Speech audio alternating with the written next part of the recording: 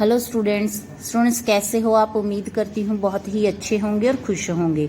तो बेटा आज की क्लास शुरू करते हैं। आज की क्लास का जो टॉपिक है वो बहुत ही इम्पॉर्टेंट है, admission of A partner. Revise syllabus जो सीबीएसई ने इशू किया है उसके अकॉर्डिंगली इसमें से अब हमें एडजस्टमेंट ऑफ कैपिटल और बैलेंस शीट जो है वो प्रिपेयर नहीं करनी है। तो दो टॉपिक डिडक्ट किए गए हैं इस चैप्टर से। तो बच्चे शुरू करते हैं। एडमिशन ऑफ ए पार्टनर का बेटा मतलब क्या होता है कि किसी नए पार्टनर का फर्म में आना।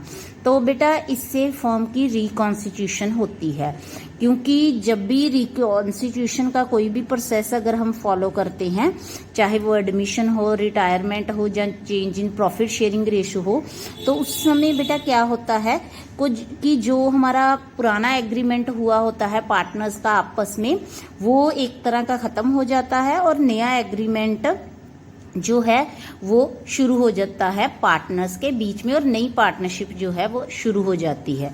तो इससे बेटा फर्म की एग्जिस्टेंस पे कोई फर्क नहीं पड़ता, सिर्फ पार्टनरशिप जो पुरानी होती है वही जो है क्लोज होती है और नई पार्टनरशिप शुरू हो जाती है।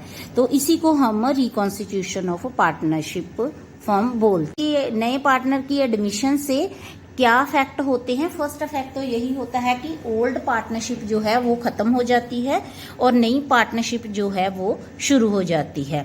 और दूसरा इंपॉर्टेंट इफेक्ट ये होता है कि नए पार्टनर को फर्म के फ्यूचर प्रॉफिट्स में जो है वो हिस्सा लेने का हक मिल जाता है, एसेट्स को शेयर करने का हक मिल जाता है और राइट मिल जाता है उनको, और लॉसेस को शेयर करने की रिस्पॉन्सिबिलिटी भी उसकी होती है और लाइबिलिटीज को शेयर करने की रिस्पॉन्सिबिलिटी भी उसकी होती है। तो ये दो मेन जो है अफेक्ट होते हैं। और इसके अलावा बेटा जो थर्ड और इम्पॉर्टेंट अफेक्ट होता है कि जो पुराने पार्टनर होते हैं उनका कंबाइंड शेयर जो होता है वो रिड्यूस हो जाता है।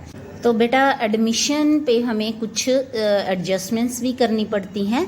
जो फर्स्ट एडजस्टमेंट हमारी होती है बेटा वो होती है कि हमें जो न्यू प्रॉफिट शेयरिंग रेशो होती है वो फाइंड आउट करनी होती है और सैक्रिफाइसिंग रेशो जो है वो फाइंड आउट करनी पड़ती है, क्योंकि जब भी नया पार्टनर आता है तो वो पुराने पार्टनर्स के शेयर को ही गेन करता है। तो जो पुराने पार्टनर्स होते हैं उनको अपना शेयर जो है वो सैक्रिफाइस करना पड़ता है नए पार्टनर के फेवर में। तो इसके लिए हमें net profit, new profit sharing ratio और सैक्रिफाइसिंग रेशो जो है वो कैलकुलेट करनी पड़ती है। और इसके बाद बेटा जो अकमुलेटेड हमारे प्रॉफिट्स और लॉसेस होते हैं जो कि हमारे प्रीवियस पीरियड से रिलेटेड होते हैं, तो जो अभी तक हमने पार्टनर्स में डिस्ट्रीब्यूट नहीं किए हैं तो उनको हम पार्टनर्स में उनकी ओल्ड प्रॉफिट शेयरिंग रेशो में डिस्ट्रीब्यूट कर देते हैं, अगर इसके बारे में कोई भी एक्स्ट्रा इन्फॉर्मेशन ना हो। तो इसके अलावा हमारे जो भी रिजर्व्स होते हैं ये भी हमारे पास्ट पीरियड से रिलेटेड होते हैं, तो इसको भी ओल्ड पार्टनर्स में ओल्ड प्रॉफिट शेयरिंग रेशो में डिस्ट्रीब्यूट कर दिया जाता है। तो इसके बाद बेटा हमारी एसेट्स की रिवैल्यूएशन की जाती है, लाइबिलिटीज को रीअसेस किया जाता है और इसके रिजल्ट में जो भी नेट इफेक्ट होता है, चाहे वो गेन हो और चाहे वो लॉस हो, वो पार्टनर्स के में एडजस्ट किया जाता है उनकी कैपिटल या करंट अकाउंट के through old profit sharing ratio में। तो बेटा ये उसी तरह ही होता है जैसे कि हमने change in profit sharing ratio वाले चैप्टर में किया था। तो बेटा इसके अलावा हमें गुडविल की जो है वो वैल्यूएशन करनी पड़ती है और उसकी एडजस्टमेंट करनी पड़ती है। वैल्यूएशन करने के बाद जो भी सैक्रिफाइसिंग पार्टनर होते हैं उनको गेनिंग पार्टनर जो कि न्यू पार्टनर होता है वो कंपनसेट करता है, और जो भी कंपनसेशन वो पे करता है बेटा उसको हम बोलते हैं प्रीमियम फॉर गुडविल। तो बेटा ये गुडविल की वैल्यू से ही कैलकुलेट किया जाता है।